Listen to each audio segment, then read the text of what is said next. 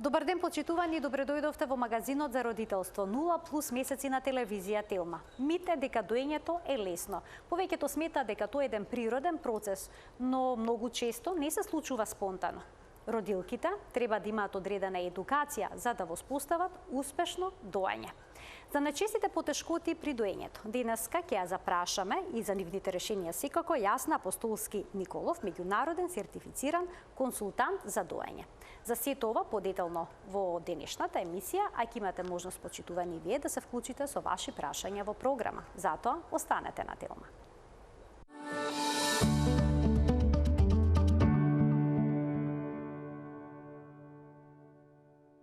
Периодот на бременоста и по породувањето исполнет со низа предизвици со кои се соочуваат новите родители.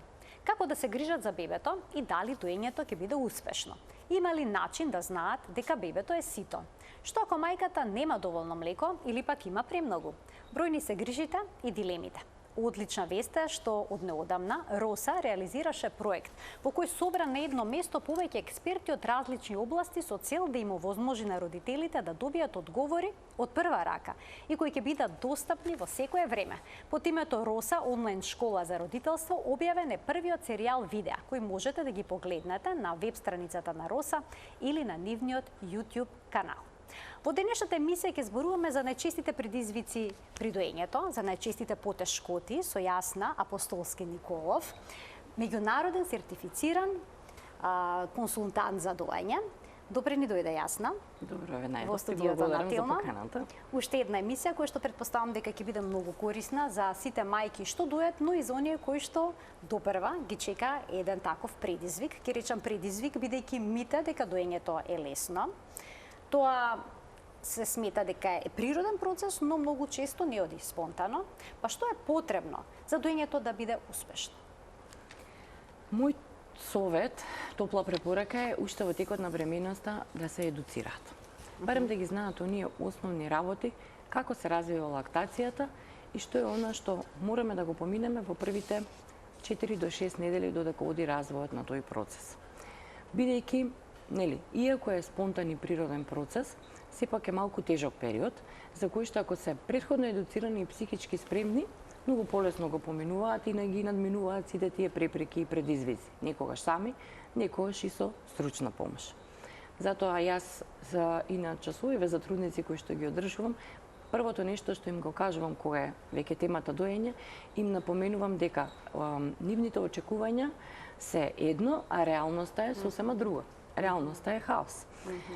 Бидејќи имаме ние сите очекувања дека бебето кога ќе дојде дома, ќе биде мирно и тивко, мајката ќе го надои, она ќе има малку повеќе време за себе, меѓутоа тоа не е реалноста во првите денови додека трае целиот тој развој на целиот тој процес. Кога веќе тоа ќе се стабилизира, некаде на возраст месец и пол, два, кај бебенцето и кај мајката, тогаш веќе доаѓа оној момент на уживање во доењето, кога бебето цица многу кратко и мајката има повеќе време и за домашните активности, па и време за себе. Така се воспоставува еден похармоничен однос, но потребно е време за сето тоа.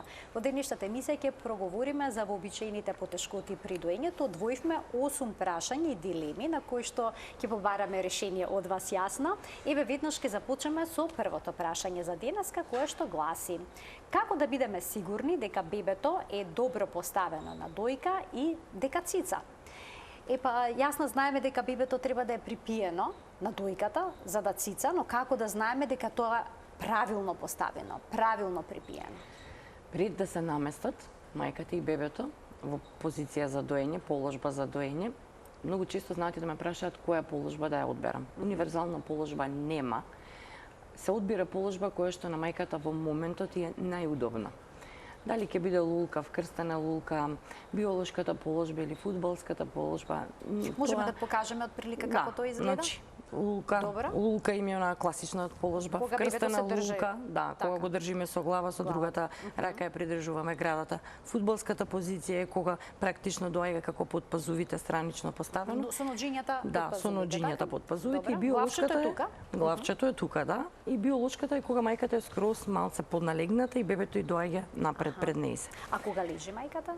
Може и странична положба, да. Странична положба може прифатливо е тоа, правилно е? Правилно е, да. Особено во првите првите денови после породувањето, кога страничната положба им е многу поудобна, бидејќи ако се породени со царски рез, заради раната полесно им е да се во легната положба. Меѓутоа, она што е важно да го запамтате дека која позиција и да ја одберат, бебето секогаш треба да биде целото завртено према нив. Грбот, главчето и газето да бидат во рамната линија. Значи не бебето да си лежи на грб, а со главата да биде свртена на кенив, туку целото треба да биде завртено на кенив. Така ќе можеме да направиме и правилен атачмент на бебето на градата. Она што треба да го запомнате дека пупката и дел од ареолата секогаш треба да биде во устата на бебето. И дека градата никогаш не се поставува централно во устата на бебето, туку се поставува асиметрично. Значи брадавицата треба да биде во правецот на носот. Кога овде ќе го допреме бебето, тоа широко ја отвара устата и мајката прво ја вметнува градата со долниот дел и бебето си го повлекува горниот дел од градата. Кога ќе имаме таква правилна поставеност, доењето не е болно, имаме адекватен трансфер на млеко од градата, бидејќи веќе бебето влече од сите канали. Ако е плитко поставено устичето како пиленца, тогаш влече само од брадавицата и тука добиваме капки млеко. Со тоа што имаме разранети брадавици, неадекватен трансфер, неправилна стимулација. Во првите денови, кога количината на млеко која што бебето е цица е помала, голтките не се толку звучни. Меѓутоа, после 10-тиот ден, 12-14-тиот ден, кога надоаѓа убава количина на млеко, тогаш веќе, ако е правилно поставено бебето на града, они веќе можат да ги слушнат и голтките. Односот на цицање и голтање на почетокот е 1:1, како одминува подојот и се намалува млазот од градата, односот е 3:1. Значи 3 пати повлекува, па еднаш голта. Значи тоа можеме да го слушнеме. Може да се слушне, но да. не на почетокот. Не на почетокот, како тогаш они на очекуваат да на бидат почетокот, ама сигурни? вика не го слушам дека голта. Дека Вика голта. многу е уште рано, за да можете толку звучни да ги слушнете голтките. Она што секогаш на нив ќе им дава мир е дали имаме соодветен број на мокри пелени, че треба да имаме веќе после 3-4 ден 5 до 6 мокри пелени, тоа е веќе периодот кога ни си доаѓаат дома и треба да имаме златно-жолта боја на изметот. Дали ќе биде една пелена или ќе биде 10 пелени и бојата треба да биде таа. Значи веќе треба да имаме онаа транзиторна боја на столицата и тоа е тоа што ќе им дава мир, се додека не отидеме нели на првото мерење и првата контрола на педијатар. Одиме со следното прашање, кој што гласи што треба да направи мајката ако нема доволно млеко. Ова е исто така едно често прашање. Еве да започнеме од дилемата кои се најчестите причини кои што доведува до еден ваков проблем. И дали често мајките немаат млеко? Како што се верува? Па мите тоа дека не може да имаат млеко. Многу мал процент на мајки навистина може да не развијат лактација. Може да имаме само еден подоснежен развој заради одредени причини. Полицистични јајници, диабетес мелитус, проблем со тироидна жлезда, зголемена телесна тежина кај мајката, тешко породување, пообемно крварење после породувањето. Значи тоа се дел од причините кои што можат само да го одложат развојот на процесот. Но ако ние во целиот тој временски период додека треба да се развива лактацијата, стимулираме и пиеме одредени суплементи кои што можат да ни помогнат во развој на лактацијата, секогаш добиваме еден убав резултат на крајот. Кај некои мајки тој процес побрзо се одвива, кај некои мајки навистина треба и подолг временски период, па дури и до вториот месец, меѓутоа се упорни и не се откажуваат. Многу е важно да имаат поддршка во целиот тој процес, значи редовно да се проверува, да се контролира, дали треба уште некој суплемент да се додаде, дали треба уште некој совет да добие, дали правилно постапува додека си е дома и си го дои бебето. Меѓутоа, ако стварно сакаат да дојат и ако се вложат, бидејќи самиот тој процес бара доста упорност и трпение, на крај го добиваме посекуваниот резултат.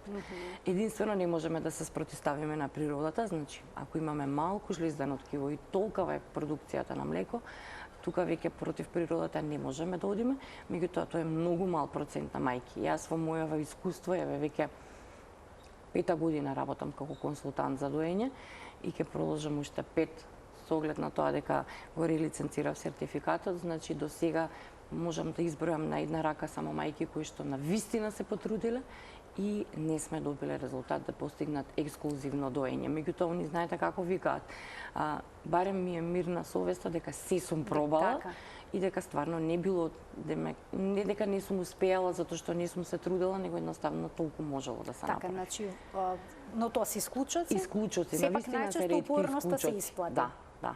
Па што се вклучува упорноста? Дали жената треба да пие во тие ситуации повеќе течност? Дали ако пие повеќе кравио млеко, ќе има повеќе мајчино млеко? Да пие ли боза? Со кравиото млеко... Има ли рецепт? Со кравиото млеко не е поврзано. Течности е она што им треба на нив. Да се хидрираат. Значи, течностите се она кое што ние примарното нешто. Кравиото млеко сега и педиатрите советуваат мајката да не го консумира многу заради лактозата која што може да направи одредени проблеми кај бебенцето. Суплементите кои што се користат, чаевите за лактација, тоа се билки кои што се галактогоги и кои што стимулираат развој на лактацијата.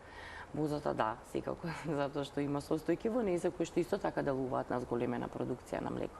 Меѓутоа, она што е примарно нешто за развој на целиот тој процес и успех во целиот тој процес е често празнење на градата од страна на бебето. Значи, доењето е она кое што е првото нешто кое допринесува за целокупниот развој на лактацијата. Значи, колку почесто, толку подобро? Колку почесто се дои, толку подобро. Колку почесто ја празниме градата, толку повеќе добива стимулација да прави млекце градата. Значи, градата ни работи на принцип побарувачка понуда.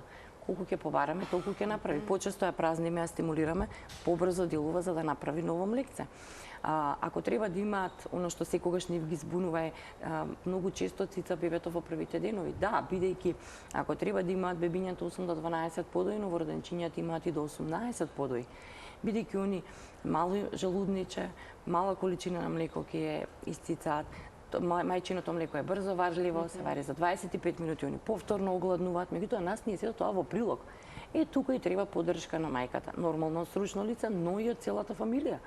Затоа што многу често знаат во таквите мигови кога она се труди и прави се, да речат немаш млеко. Чим волку често бара, немаш млеко. Дадеме адаптирано млеко, гладно е бебето. И она што толку многу веќе се вложува, една реченица таква да ја кажат, на дојлка која што со хормоните се уште не е стабилизирана, многу ги погодува.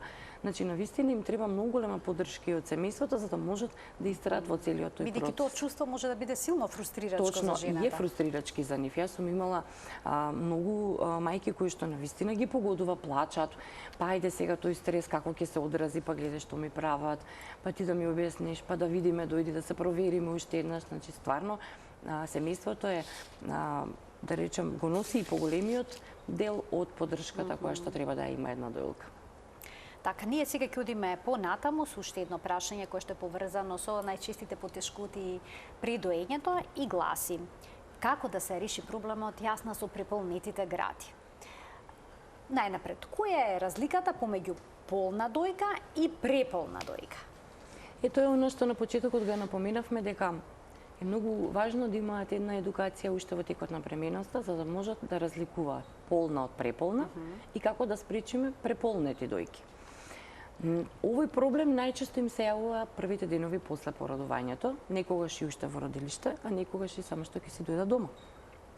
Полната дојка е дојка која што веќе има убаво надојдено мајчино млекце, која што е тешка, топла, истакнат венски систем, меѓутоа она е само тешка, а не е тврда. И во таков момент кога бебето ќе го ставиме на града цица, бебето ќе ја омекне веднаш после доењето. Кога станува збор за преполнета града, тогаш значи дека имаме веќе и некаков застој и дека таа града не се празнела во првите мигови кога надоаѓало млекцето. И затоа реков дека тоа најчесто и се случува во родилиштата. Јас секогаш ги советувам, барете го бебето час поскоро после породувањето да ви го донесат. Иако многу често знаат, па не ми е надојдено уште млекото, ми рекоа дека нема млеко, дека е многу рано, меѓутоа ако навистина е тоа така, тогаш зашто после 24 до 48 часа ние добиваме застој на града. Значи, тоа млеко кое што надоаѓа, тоа е колострумот, се лачи во мали количини. И тоа млеко треба во континуитет да се празни, бидејќи градата со самото одлепување на постелката добива сигнал дека веќе треба да прави млеко и она прави млеко. И тука треба да го носат бебето за да може почесто да ја празни градата. 10 мл колострум, 10, 5 мл, 5, 10, 10, 5, 5. Тоа се неколку подои во текот на денот каде што бебето во континуитет ја празни градата. И во тој случај нема да добиеме преполнета града. Може ќе добиеме некој мал застој, меѓутоа не и до толков степен преполнување со каков што они понекогаш и си заминуваат дома. И сега они нормално слушаат совети, навечер ќе легнат, ќе се одморат и наредниот ден веќе стануваат и градата е преполна. И сега боли? Боли многу, да. Па како да правиме, па сега тука што да правиме додека сме во родилиште, па како да се масираме, па топла вода има, па нема, па што да ни донесат од дома, па дали да побарам пумпа, некогаш се случува во родилиштата и од гужва и од се да немаат доволен број на пумпи да им дадат за да може да ги испразнат градите. И затоа ако на пример претходно си посетуваат некаква едукација, ќе знаат како да се справат во тие мигови. Јас секогаш ги советувам дали ќе се породиме природно или царски, обично со природното породување побрзо го добиваме бебето. Градата треба само да благо да ја масираме. Значи и да малку имаме надојдено млеко. Градата и претходно има продукција на млеко уште во последните недели после бременоста. Тоа млекце може да се залепи под зидовите на каналчињата и да направи мали грудчиња. И кога ќе надојде млекото, веќе имаме застој. Ама ние со благите масажи успеваме сето тоа да го направиме природно. Па може би 10 капки ќе капнат, меѓутоа тие 10 капки значат многу во тие мали каналчиња кои што се уште не се убаво расширени за да го прифатат таа количина на млеко. Јасна, дел од мајките кога ќе дојдат во домот се сочуваат со истиот проблем со преполнети гради со мајчино млеко. И тие решението го наоѓаат во тоа што или издојуваат, значи се измолзуваат, па некои дури складираат, замрзнуваат, чуваат во фрижидерот мајчино млеко. Дали е тоа решение за овој проблем? Понекогаш бидејќи има понекогаш хиперпродукција. Да, понекогаш измолзувањето знаете им направи многу голем проблем. Меѓутоа, оно што треба да го запомнат е дека бебето е секогаш најдобра пумпа и дека бебето секогаш може таа преполнетост, тој застој, таа полна дојка најбрзо да ни ја олесни. Значи, има гради кои што не реагираат на пумпа. Па ние можеме, која сакаме пумпа да ја ставиме, едноставно не реагира градата, не дава млеко. Тука понекогаш се јавува и паника, кај некои жени кои ќе употребат пумпа и ќе измолзат само неколку капки. Така. И сметаат дека немаат млеко, да. Втората работа која што треба да ја напоменате дека никогаш пумпата не е мерило колку млеко има во градата. Затоа што бебето може секогаш да извлече повеќе отколку што може да измолзи мајката со пумпа. Тоа измолзување понекогаш од страф, од тоа што сакаат да стимулираат повеќе, знае да им направи хиперпродукција, која што исто така може да биде проблем кога станува збор за доењето. И малку млеко и многу млеко не е проблем. Така. Да, значи ако имаме ние многу млеко и они се пресрекни дека можат да складираат, дека ќе имаат еве ако нешто не дај Боже се случи, па мајката треба да биде отсутна од дома и така натаму. Имаат резерва во секој момент. Имаат резерва во секој момент, меѓутоа тоа е често измолзување. Значи бебето цица плюс измолзуваме. Сега да се вратиме на напорено. Тоа е дополнителна побарувачка која што градата ја помни и нормално произведува повеќе сметајки дека на тоа бебе му треба повеќе. Меѓутоа, ако имаме одреден временски период од таква стимулација и од страна на бебето и од пумпата, веќе добиваме хиперпродукција кај некои мајки. Таа хиперпродукција прави многу јак рефлекс на исфрлање на млекото. И после имаме одбивање на бебето од града, иако има многу млеко, бидејќи бебето се задавува. Значи не може со толку. Ако не се лажам, ние следното, не малку подолу ќе зборуваме и за силниот рефлекс, односно силниот млаз на исфрлање при доењето. Сега кај мајките кои што имаат ваков проблем со преполнети гради, дали советувате доење на барање, односно бебето да цица секогаш кога сака, или пак доење според часовник, да му даваат да цица на 2 до 3 часа? Оно што е универзално за сите мајки во првите 4 до 6 недели додека се развива процесот на лактација е доење на барање на бебето. Значи бебето да цица кога сака и колку сака. И каде сака? Да. И тој дел да го сака, и во која положба сака. Бидејќи ние никогаш не можеме да знаеме колку млеко исцицало бебето. Исто како што и кај нас сите оброци се различни. Понекогаш цицаат многу повеќе количински, понекогаш цицаат помалку. Тоа мајчино млеко е брзо вадливо и може многу брзо да огладни. И ако за 1 час бебето побара да јаде, ако гледаме според часовник и мајката вика рано му е, уште 1 сат треба да помине, тогаш настанува хаос во домот. Бебето плаче, она не му дава да цица, затоа што добила совет дека треба да го рани на 2 часа. Значи, кај новороденчињата, се додека трае развојот на целиот тој процес, доењето треба да биде на барање. Дори ако има хиперпродукција? Ако има хиперпродукција, се прави друг менеджмент. Тогаш веќе и се одвојуваат подоите и се прави блок подои, секој подој една града, па се ставаат ладни облоги за да се намали продукцијата.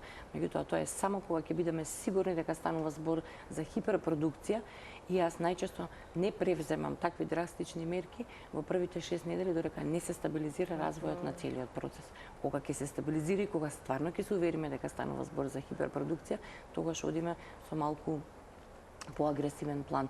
Меѓутоа, ако имаме хиперпродукција во првиве 4 до 6 недели, тогаш само малце одмолзуваме, па го ставаме да цица, па после доење ако се уште е тешка градата, пак малку одмолзуваме, чисто додека се стабилизира да ние не превземеме драстични мерки, оти ако превземеме драстични мерки можеме па драстично да го намалиме млекото, па после тоа пак да се вратиме на стимулација. Ке ги поканиме гледачите, почитувани, од овој момент емисијата е контактна. Во денешното издание на магазинот за родителство 0+ месеци можете да поставите прашање кое што се однесува на најчистите проблеми со доењето, со кои што се среќавате, а секако можете да се јавите и да споделите некое ваше искуство, со што вие се соочивте за време на доењето, на каков начин ги решивте проблемите, еве да споделите искуство кое што може да биде корисно и за нашите гледачи, а еве јасна може да даде некој насоки дали тоа што сте го направиле е практички применливо кај сите доелки или не. Ќе продолжиме понатаму. Пред малку зборувавме за проблемот со преполнетите дојки, а следно наред ни е уште едно прашање кое што вели: зошто се јавува небактериски маститис и запушување на млечните канали?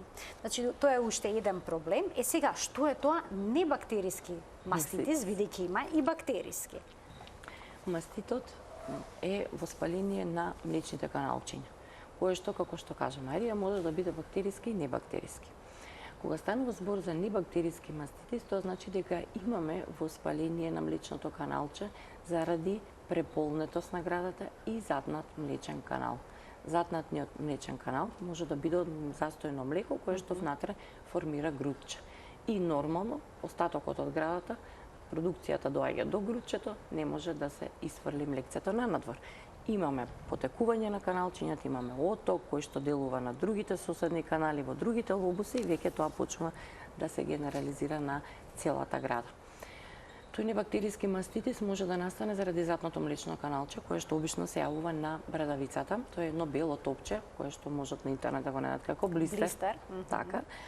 Или може да биде заради несоодветно празнење на градата. Несоодветно позиционирање на бебето на града, каде што има трансфер, меѓутоа не е адекватен. Сепак градата ја добива стимулацијата од негова страна, меѓутоа немаме адекватен трансфер на млекото и останува многу повеќе млекце кое што веќе може да направи проблем. Се формира мало грудче и веќе кажавме тоа мало грудче може да биде посериозен проблем. Овој небактериски маститис, ако изреагираме на почетокот, значи само со благи масажи, со топли облоги, со цицање на бебето од таа страна по потреба. Значи бебето може да цица од дојката на која што има маститис. Да, никогаш ние не можеме да знаеме дали е бактериски или небактериски. Прво треба да одиме со третман за небактериски мастит и ако после неколку дена гледаме дека симптоматологијата се влошува, се појавува болка, црвенило, покачена телесна температура и покрај се што превземаме, тогаш веќе се сомневаме дека станува збор за бактериски мастит и тогаш веќе се консултираат со специјалист за употреба на одредени антибиотици. Меѓутоа, ако ние на почетокот реагираме брзо, тогаш самата таа состојба застанува тука, тоа грудче лесно ќе се разбие, градата си станува проодна и веќе се смирува целото воспаление. Во 95% од случаите со мајките со кои што сум работела сме поминале до овој стадиум, значи не се влошила ситуацијата.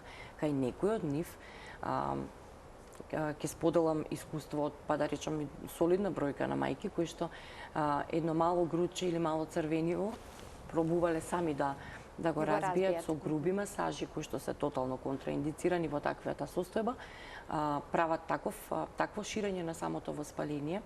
Тој е инфективен процес каде што сме дошле до состојба на абсцес, па морало да се хируршки интервенира после тоа со инцизија, дрен и чистење на таа гнојна колекција. Значи, најчесто употребуваат топло некое шише, па мацира тоа никако? Значи, подобро е да се консултираат за да може да се направи проценка на моменталната состојба, без при тоа сами да ги прават оние груби масажи. Ние навистина така сме учеле во школа. Значи, средно школа кога учевме, акушерките така не учеа тешки преполнети гради дека така се масира, меѓутоа она што сега науката го вика е дека тоа е контраиндицирано. Затоа што никогаш не знаеме тоа грудче внатре дали е млекце застојно или станува збор за веќе формиран инфективен процес. А што е со она практика да се употребува листот зелка на дојка на која што се јавил маститис? Листот од зелка или застој на навистина млекото? многу помага. Зелката, течноста има антиинфламаторно дејство. И навистина помага зелката многу. Така што јас секогаш им викам, секоја една дојлка треба дома да има зелка, задолжително.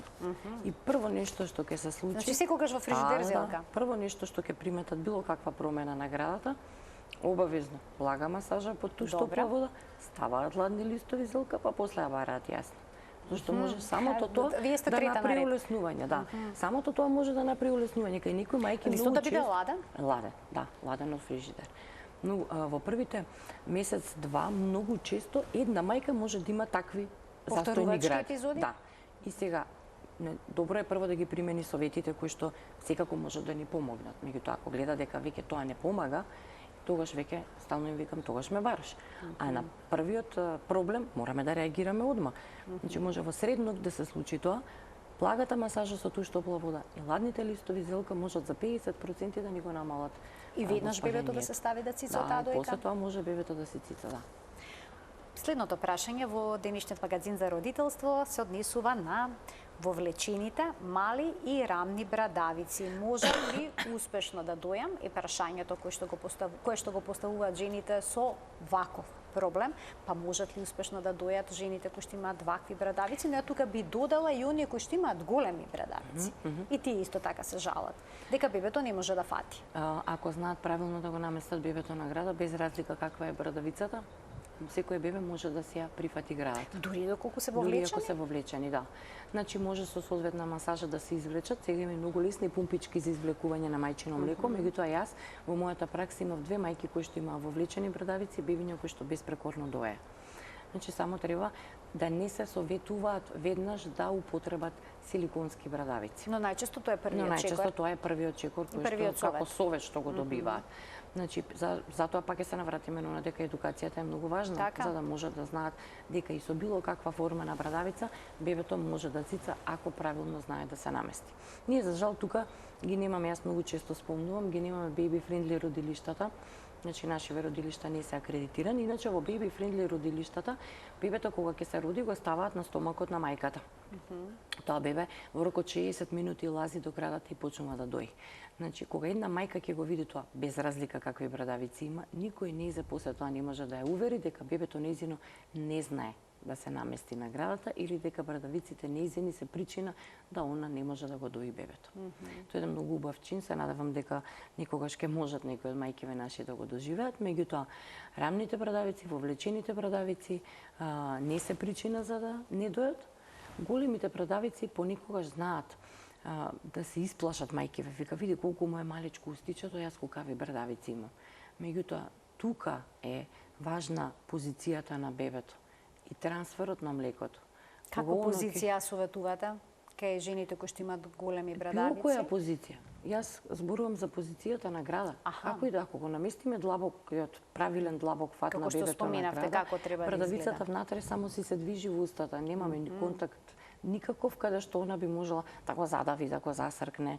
Значи, трансферот на млекото бебето го прави буквално од ареолата, а брадавицата е внатре таа која што само го спроведува трансферот. А што е спорно со силиконските брадавици? Зошто не ги препорачувате? Јас сум најголем противник на силиконските брадавици. Оние што ме познаваат, мајки со кои што сум работила, сите викаат тебе да не ти спомне некои силиконски брадавици. Јас прво не ги сакам затоа што не ми е природно кога ги користат, бидејќи треба да биде сепак некој природен и спонтан процес. Друга работа, силиконската брадавица никогаш не овозможува длабок фат на бебето на града. Него го имаме она плитко поставување на града, каде што бебето само добива млекце од брадавицата. Нема убав трансфер од целата града, односно не може никогаш длабоко да се постави на града, бидејќи тоа е силикон, колку и да сакаме ние да подлабоко го местиме, силиконот го изфрла него на надвор. И затоа оштетени брадавици, неадекватен трансфер, а бебето ќе ја шмука и по 45 минути брадавицата, затоа што трасбата на непцето горе ја добива. И они мислат дека бебето е најадено, ќе го тргнат од града, тоа за 5 минутки повторно бара. Затоа што нема убав трансфер, не е најадено доволно. Затоа се они пречка и за правилна стимулација на градата и за адекватен трансфер на млекото од страна на бебето. Доколку се отстранат силиконските брадавици, а бебето веќе цицало на таков начин, може да се навикне да фати брадавица и да почне нормално да цица? Може. Не е тоа пречка? Бидејќи обично преминуваат потоа на шиша, велат. 80% од консултациите кои што ги работам се бебиња кои што цицаат на силиконски брадавици. Тоа цицање доведува со, како што напоменавме, неадекватен трансфер, неадекватниот трансфер доведува до преполнети гради и тука имаме проблем. И гладно бебе, и преполнети гради кај мајката, болно доење и сега прашањето е ќе успееме да го тргнеме од силиконските брадавици, па да се умекнат градите, па да може бебето да се цица и да се стимулира правилна лактација. Значи, чекорите кон успешното доење стануваат подолги и покомплексни, покомплицирани. Точно. Уште едно прашање имаме. Шестото прашање во денешниот магазин за родителство 0+ месеци гласи: дали е проблем пресилниот рефлекс при отпуштањето на млекото и секако како сето ова да се реши? Некои мајки кога го дојат бебето забележуваат дека тоа се засркнува, почува да кашла и велат дека имаат многу силен млас на млеко. Опасно ли е најнапред тоа за новороденчето кој што цица, па подоцни за бебето кој што е поголемо? Да, опасно, не е опасно, многу опасно за да ги исплашиме сега. Меѓутоа се засркнува, тој момент е доста стресен за мајката, па и за целото семејство, кога бебето ќе се засркне, па како да го свртат, па што да му прават и така натаму. Меѓутоа таа зголемена продукција на млеко и тој јак рефлекс на исфрлање на млекото секако дека не е проблем, бидејќи бебето почнува да одбива да цица, бидејќи самиот момент на доење го поврзува со нешто кое што му смета и го задавува. Значи може тоа да биде причина за одбивање од доење? Да. Бебето да едноставно да не сака повеќе да цица. Сум имала такви консултации каде што мајката вика бебето не сака да цица, јас имам млеко, меѓутоа едноставно не сака да цица или пак немам доволно млеко, бидејќи неколку пати ќе повлече и после тоа веќе почнува да плаче. И кога ќе оствариме средба и кога ќе почне таа доенечка сесија, во мигот кога бебето се почнува да плаче, прво јас ги слушам голтките и му го слушам засркнувањето. Значи оно како голта и тука веќе е многу јасно дека има голем млас на млеко. Кога ќе го тргнеме бебето од града, гледаме дека градата самата прска млеко. Тоа е тој јак рефлекс на исфрлање на млекото. Значи кога дојката сама прска, тоа значи јак рефлекс. Да, јак рефлекс на исфрлање на млекото. И сега ти можеш да ја оставиш сама градата и тоа само си тече неколку минути. И сега замислете, градата сама тече, што се случува кога бебето под вакуум ќе повлече. И тоа е најчесто, како што они ги легнуваат на перница, скроз е легнато, тоа јас често пати им го споредувам исто како ти да лежиш и некој вака туш во устата да ти става, значи ти треба со тоа да се справиш за да голтнеш. Они се многу вешти во тоа, меѓутоа кога ќе најдете толку голем млас, веќе нив ги збунува и ги плаши, ги фрустрира, затоа што се задавува. И тука веќе имаме прво поинаква позиција, значи малку поисправено бебе, закосено, не скроз легнато на перница. Па, смирување на продукцијата на млеко, ама додека ја смириме продукцијата на млеко, тогаш треба на почетокот на подојот мајката неколку млазови да измолзи, за да се смири тој рефлекс на исфрлање на млекото, па да го ставиме бебето на града, па да внимаваме на позицијата, па ако треба и да се поднаведне малце наназад, за да се намали подејство на земјината тежа, се намали млазот и више кога ќе се стабилизира, тогаш да се вратат во нормална позиција. А доколку млазот на доење е слаб или рефлексот е задоцнат, значи бебето почува да влече па нема млеко? Во принцип на кога започнува секое доење, бебето треба неколку пати да повлече и буквално го слушаш како само повлекува без оние звучни голтки, додека да го активира рефлексот на исфрлање на млеко. И сега они тука знаат некогаш да се бунат ако е многу гладно, повеќе часови спиело, па станува сега одма сака да се најаде. Тука во тој случај ни помагаат компресиите. Значи правиме компресии на градата, каде што помалце ние иницираме да капнува млекце, за да не го лутиме толку многу до моментот додека почне рефлексот на исфрлање на млеко. Исто така на почетокот кога се развива лактацијата во првите денови, исто компресиите многу ни помагаат, бидејќи самото бебе реагира на млазот. Добра, така. Како што го пиет млекцето од шиша во еден здив, јас истото им викам на мајките и ти тука со компресиите ќе симулираш како да е на шиша. Цело време стискаме, цело време правиме компресии, на него му надоаѓа млаз и тоа се засилува повеќе и повеќе. Значи, потребна упорност и од страна на мајката и од страна на бебето за ова да успее. Па и за малку млеко и за многу млеко треба да знаат како да се справат со тој предизвик. Така, подеднакво голем предизвик, очигледно. Подеднакво голем предизвик, со тоа што поголем предизвик е кога сакаат да постигнат ексклузивно доење и да успеат по доењето. Само да објасниме дека ексклузивно доење е доење на бебето исклучиво со мајчино млеко, без додавање ниту на дохрана, ниту на вода, ниту на чајче, ништо, само мајчино млеко. Возрастните би рекле тоа е многу тешко остварливо, бебе мора да се напие малку водичка. Зарем тоа обично ние не пиеме вода. Наши останато мора малку вода да пие, особено летно време кога е топло. Меѓутоа мајчиното млеко е 80% вода. Значи сите потреби за хидратација му ги задоволува на бебето, исто како што му ги задоволува и хранливите потреби. И апсолутно не им треба воопшто вода кога бебињата се на мајчино млеко, исхрана со мајчино млеко. Значи поголем напор и труд е потребен кога мајката сака ексклузивно да дои, не сака да интервенира со некаква млечна формула. Имам уште едно прашање кое што се однесува на бебињата што одбиваат да цицаат, и ова е на вистина еден сериозен проблем, познат како штрајк на бебето, кога станува збор за цицањето. Кои се причини што доведуваат до ова? Еве, споменавте понекогаш јакиот силен млаз на млеко може да го одбие бебето од цицање. Покрај тоа, што може друго да биде причина? Втора причина со која што нели по првите месеци се соочуваат е се скоковите во развој. Третата причина може да биде некој многу јак парфем кој што мајката го користи. И каде што во моментот кога ќе го доближиме бебето до града, едноставно тоа му смета. Тоа се да речеме најчестите причини со кои што еве моето искуство и мојата пракса. Растењето на запчиња понекогаш. Најчесто никога сакаат да цицаат кога им растат заби, бидејќи сето тоа ги смирува, меѓутоа понекогаш знае да биде и момент каде што го поврзуваат со болка, особено во првите неколку пати додека им е појако повлекувањето на града. Едноставно, никогаш и нема причина зошто одбиваат. Како изгледа бебето што одбива да цица? Како го носи мајката? Нервозно е. Вака не покажуваат некоја посебна фрустрација, меѓутоа моментот кога го приближува до градата, тука почнува плачење, вознемиреност и тука мајката уште повеќе се вознемирува и јас често пати им викам ти треба да бидеш смирена, бидејќи бебето те чувствува. И да најдеме соодветни tips and tricks за да едноставно повторно си го приближиме до града. Овие штрајкови при доењето се периодични, не траат долго. Значи може да се случи. Минливи се. Минливо е, тоа и краткотрајно е, и минливо е. Може да се случи, да речеме, најчесто првото нешто кое што кога го доживуваме е околу некаде 11-та и 12-та недела кога почнува еден од оние скоковите во развој каде што они имаат многу голем развој на мозочето и тука веќе добиваат од надвор поголема перцепција за се она што се случува, меѓутоа во момент не може да го испроцесуираат кај нив, тоа ги вознемирува и тука бебе кое што никогаш не цицало во лежечка положба не успева да цица во лежечка положба. Па многу често знаат мајките тука да применат white noises или оди во кој напушта аспиратор и вика без проблем цица на аспиратор. А ако седиш во дневна и ако само гори телевизорот, тоа му смета.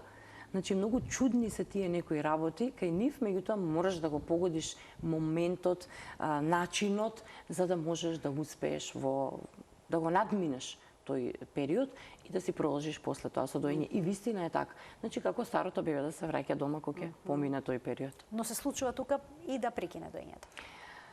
Сум имала неколку такви случаи, меѓутоа тоа стварно биле моменти кај што биле префрустрирачки за мајката, каде што ништо не ни успеало. Се трудела да се молзи, да нели барем го одржи и да одржи продукцијата на млеко, тоа е исто така многу важно во тие периоди кога имаме штрајк од страна на бебето за доењето, дека мајката мора во континуитет да празни градата за да ние одржиме продукцијата. За да не го загуби За да не се загуби се млекото, одржи, да. така. Меѓутоа, кај една мајка имав каде што она успеа уште едно, па можеби месец дена имаше, меѓутоа после тоа веќе целата таа ситуација направи толку голем стрес да едноставно немаше веќе ни млекце, не можевме никако ни млекото после тоа да го вратиме. Затоа се реагира на време. Што и да се случува, секоја една промена, прво е убаво да знаат дека што се случува, кој период е, зошто се случува, ако успееме да детектираме, и да знаат дека е многу важно во тој период да се смирени и да ја одржат продукцијата на млеко. И секој еден момент, па и поразличен од претходно, да го користат за да можат бебето да го ставаат на града. Ќе поставиме уште едно прашање. Јасно се надевам дека ќе дадеш решение и за ова. Вели, за честено доење, дали се работи за скок во развојот? Има периоди кога бебињата можат деноноќно да бидат прикачани на дојка и родителите се прашуваат што стои во позадина. Бидејќи ве се споминавте дека скокот во развој може да биде причина за штрајк при доењето, односно бебето да не сака да цица. Но може ли да биде пак и спротивното? Може ли да доведе до спротивното, бебето да сака постојано да цица, деноноќно? Тоа им се двете реакции. Едната реакција е одбива да цица преку ден, а најчесто тие бебиња цицаат без проблем преку ноќ.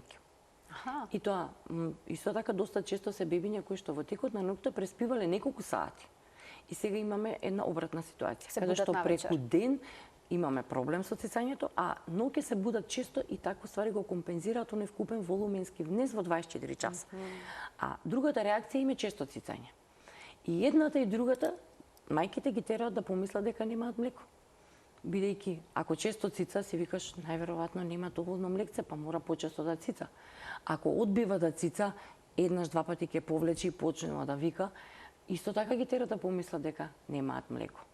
И тука знаат многу често да се јават за консултација, за да можеме да детектираме дали е само реакција на скокот во развој или навистина можеби се намалила продукцијата. Се случува во тој период некогаш да имаме и пат на продукцијата на млеко. Ретки се тие мајки, меѓутоа се случува. Да. Може би е период кога едноставно ќе постигнеме ексклузивно доење, ќе се развие стабилизира лактација, имаме веќе поголемо бебе кое што пократко време цица, ги одвојува подоите и мајката се олабавува. Ако претходно внимавала на течности, внимавала на исхрана, внесувала суплементи и све, и почнува сето тоа да го редуцира и подзаборава, и може да се случи да имаме мал пат на продукцијата на млеко. Сега тука треба да видиме дали е навистина мал пат, па одбива заради тоа, или е само едноставно реакција на скокот во развој. На која возраст обично се јавуваат? На колку месеци обично се јавуваат овие скокови во развој? Скокови во развој има 10 во првите 2 години. Третата, четвртата недела, седмата, осмата, петата недела имаме скок, седмата, осмата недела имаме скок, 11-тата и 12-тата е оној кој што е најтежок, трае месец и пол. Па после тоа имаме 3 недели пауза и уште 1 месец, тоа се до 6-тиот месец скоковите, кои што најмногу можат да се одразат на доењето, бидејќи се уште тие мали бебиња и нели мајките се постојано со нив и се гледаат секоја една промена, ја поврзуваат со нешто или се прашуваат дали треба да ја поврзат со нешто и затоа многу реагираат на сите тие скокови, додека веќе останатите после тоа кога ќе им спомнеме или например најчесто на преглед кога ќе дојдат кај нас, плачливо е периодов, гледаме нема запчиња најава, здраво, супер напредува се и тогаш ќе ни текне дека можеби е некој период на скок во развој, меѓутоа се веќе поголеми бебиња каде што толку не се одразува во однос на доењето, бидејќи тие веќе внесуваат храна, па така се компензира тоа. Значи не секој плач кај бебето е поврзан со гладта. Да. Звучи ли специфично плачот кај бебето кое што е гладно или не може тоа лесно да се разпознае? Звучи. Мене стално ми викаат, ама ти толку години работиш, знаеш да ги препознаеш. Нели, тазе младите родители во моментот не знаат. Никој не сме знаеле. Меѓутоа, со тек на време почнуваш ти самиот како родител да го препознаваш плачот. Ова му е плач од глад, ова му е плач дека можеби го боли стомачето. А во првите, особено во првиот месец, месец и пол, два, секој плач најчесто го поврзуваат со глад. Убаво надоено бебе ќе почне после половина час да плаче и тука веќе нели се вмешува можеби дел од фамилијата каде што вика ете гледаш немаш доволно млеко, бебево повторно плаче. Или не е доволно квалитетно млеко, тоа е уште еден мит, квалитетно, кој што е многу често за жал. Да. Ете гледаш после половина час тоа бебе треба повеќе да спие и тука многу често знаат да подлегнат по тоа и да дадат адаптирано млеко. Јас стално ги карам, викам зашто никогаш никој не размислува на опцијата добро, ајде ќе се измолзам, па ако треба ќе додадам. Зошто е секогаш опцијата дека мора да се додаде адаптирано млеко? Бидејќи делот ни верува дека нема квалитетно млеко, затоа такво нешто не постои. Значи не постои неквалитетно мајчино млеко. Квалитетно и неквалитетно поделба не постои. Или имаме доволно млеко, или немаме доволно, па треба да направиме повеќе млеко. Треба некогаш да направиме една емисија каде што малце подетално ќе го објасниме составот на мајчиното млеко, сите тие многу состојки кои што ги има и да споредиме со адаптираното млеко и составот на адаптираното млеко, за да можеби малце свеста кај сите ќе проработи зошто толку се работи на поле доење и се инсистира на исхрана со мајчино млеко, иако нели адаптираното млеко им е многу полесно и многу подостапно и го прават да е уште подостапно до родителите. Така. Сега имаме адаптирано млеко и во тетра, пак малечко спремно. Се подостапно го прават, а нели многу од институцииве и СЗО и УНИЦЕФ и сите тие здруженија кои што ги има се борат против маркетингот на суплементи за замена за мајчино млеко. Така. Иако сите тие фирми произведуваат секакви врсти на адаптирано млеко и го олеснуваат употребата, нели нормално да секој еден родител се рече па полесно ми е вака него нели доењето, меѓутоа понекогаш треба малце повеќе да го разглобиме составот на мајчиното за да видат дека во мајчиното има состојки кои што никогаш не можат синтетски да се произведат во адаптираното млеко, а тие се особено важни за растот и развојот кај децата. Затоа велат дека идеална храна за секој бебе мајчиното млеко. Еве ни е следната тема јасна во едно од следните изданија на магазинот за родителство 0+ месеци ќе продискутираме токму за ова за составот на мајчиното млеко, па ќе ни разјасните дали има вистина дека се разликува составот на мајчиното млеко преку ден и навечер. Така. Дали е различно млекото кое што се создава кај момчик, кај мајка која што дои момче или пак девојче, имаме на вистина па според возраста, уште една интересна болни. Така. Ете, следното ваше гостување ќе продискутираме на оваа тема. Ви благодарам многу. Благодарам и на вас што за бевте поканата. дел од денешниот магазин за родителство. Јас на самиот крај од денешната емисија уште еднаш да потсетам дека повеќе информации за Роса онлайн, школата за родителство, може да добиете на веб страницата на Роса или на нивниот YouTube канал. Ви благодарам што и денеска ме следевте со внимание. Ви посакувам пријатен ден.